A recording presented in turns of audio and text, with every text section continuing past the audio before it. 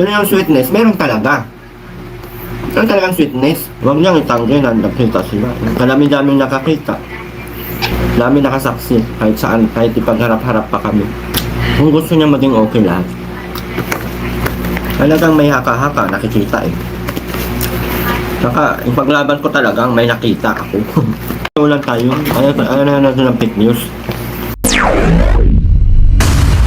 Sino nga ba ang gusto ay fake news? Syempre ayaw natin, 'di ba? Ayan, grabe pagkikita po nila Edo and Fiancé. Hala, sweetness ng dating dalawang magka-love team. Pinaninindigan ni Erwin TV. Ayan, grabe, 'di ba? So guys, mga kalingap, mega love shoutout po muna sa inyong lahat. Magandang araw, magandang gabi, Luzon, Visayas at Mindanao. Sa pagkakataon pong ito, guys, mga kalingap, pag-usapan naman po natin yun pong muling pagkikita ni Kalingap Edo at ni Fiancé, dalawang dating magka-love team na talaga naman pong dumaan sa maraming pagsubok at kontrobersya. Marami po ang nasaktan, nalungkot at nadismaya nang tuluyan nga pong umayaw si Fiancé sa kanilang tambalan. Kaya naman inakala nga po ng marami na talagang tapos na po sila ang kanilang kwento bilang isang magkatandem. Pero sa ngayon nga po, sa mga kasagsagang issue na nangyayari, mga problemang kinakaharap ni TQ dahilan sa mga maling hakbang na ginawa po nito. Dagdag pa nga po nito, guys, mga kalingap, yung pong kawalan ng respeto sa mga taong tumulong para mapaangat nga po yung kanyang buhay. Kung kaya sa ngayon nga po nahaharap po siya sa napakaraming pambabash. At ganun din po, isa rin po siya na napasama sa legal action ni Kuya Bal. Dagdag pa nga po nito, ang pinakamatindi nga po yung pagkakasangkot ni Kalingap Edo sa isang maling paratang na si TQ po mismo ang nag-akusa. At ito nga po ay detalyadong pinahayag sa social media. Yan po yung kinakaharap sa ngayon ni Fiancé. At sa ngayon nga po gugulati naman po tayo ng isang lumulutang na impormasyon na nagsasabing palihim pa lang nagkikita ang dalawa. Ayan, grabe, diba? Na kumbaga po, guys, mga kalingap, sa part po natin talagang napakahirap pong paniwalaan. Paano nga ba natin po itong haharapin? Paano nga ba natin itong tatanggapin kung ganito nga po yung nangyayari? Kasi nga hindi lamang po ito basta-basta haka-haka dahil may isang taong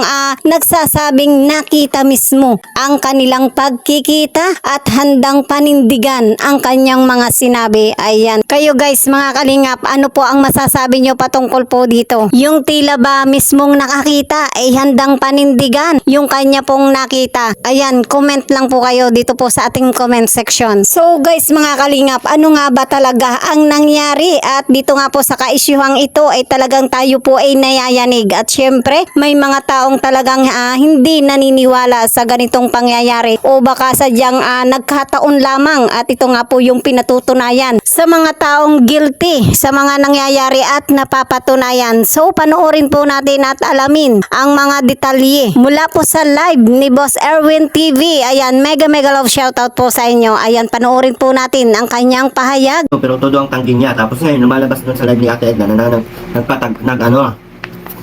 nakita lang hindi sadya. So ano ba talagang totoo? Ayun pala, maano talaga siya? Pwede naman niyang i-live yun na namin niya. Yung nakita namin for ano yun, for closure lang nila. O gano'n naman, tapos yung sabi yung pang ano. Pero yung sweetness, meron talaga. Meron talagang sweetness. Siguro pagkikar na lang yun ni Edo doon sa babae, no? Kasi maganda ang samahan nila. Maganda ang samahan na noon. Parang ganun. Pero yung umasa ako, wala na pala. Nadamay talaga at madami doon madami ako kakilala doon. Simbahan daw ay fake news din. Ayan guys, mga kalingap, talagang grabe, pinatutunayan nga po ni Boss Erwin TV yung kanya nga pong nakita. Maliwanag na kanya nga pong pinatutunayan ang mga pangyayari. At dito nga po, ramdam po natin mula sa kanyang mga pahayag, may mga taong talagang patuloy na dinideny na kahit alam na po niya na sa mga pangyayari pong ito, yung sweetness ay talagang totoo na meron talagang sweetness. Sa bagay, hindi rin po natin masisisi kung bakit may ilan na ganito po talaga yung nagiging reaksyon. Hindi po natin masisisi kasi nga sila po yung mga taong unang nasaktan, nabalahura, nadismaya sa mga maling hakbang na ginawa po ni TQ. Na kumbaga po guys, mga kalingap, kung totoo man po o hindi, sa mga ganitong issue, hindi pa nga po sila handang harapin ang mga ganitong pangyayari kasi nga sariwa pa yung mga masasakit na nangyari. At lalo pa nga po sa ngayon ay talagang nasa kasagsagan pa ng mga malulupit na issue na kahit tayo nga po guys, mga kalingap, tayo nga po ay nahihirapan din kung paano nga po natin haharapin na tayo po ay maging masaya o tanggapin ang mga pangyayari. Panoorin niyo yung live natin na. Ngayon, kung totoo yung sinabi ni ngayon na hindi siya nakita, bakit sinabi natin na ang pagtagpo sila na hindi sinasadya? Ano yun? Umano na tayo. Nakita sila na hindi sinasadya. Ngayon, bakit may pahawak pa sa balakang? Sa bewang? Bakit may papara pa sa tricycle? Ayaw ko lang mag-ano sana. Paso. Ginawa na nila ano Ginawa nila. Wala namang problema yun. Kung sabihin niya na wala ano lang, ito, foreclosure lang. Huwag niyang itangkin na nakita sila. Kadami-dami nakakita. Paano kung mag-upload? Ano mang mali doon? Bakit guilty siya? About sa buntis-buntis, ano lang yun? Ang tawag nito? Fake news talaga yun. Pero about sa nakita sila, dami nakasaksi. Kahit saan, kahit ipagharap-harap pa kami.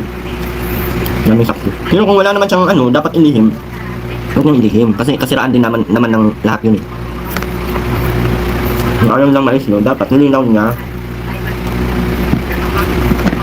Hindi naman yung linawin sa live niya. Linawin niya na ano lang kami, closure lang yung nangyari. Ayan, so nakipag-closure lang siya para maging maayos lahat. Ganun. At huwag kayong mag-alala, walang balikang mangyayari. Ganun. Mahirap ba gawin yun? Hindi naman sa pinapangunahan natin siya, no? Pero kung gusto niya maging okay lahat, talagang may haka-haka, nakikita eh. Saka, ipaglaban ko talagang may nakita ako.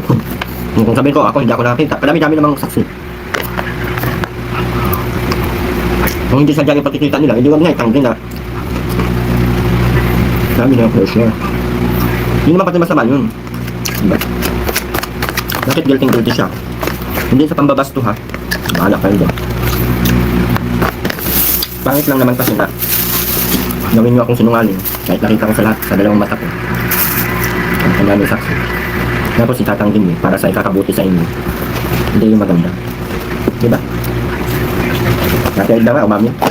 Nakikita kayo. Pero hindi sinasadya. Hindi. Tapos, kaya ang tanong, bakit may pahawak pa sa balakang? Saka may pahabol-habol pa. Ito lang tayo. Ano na fake news?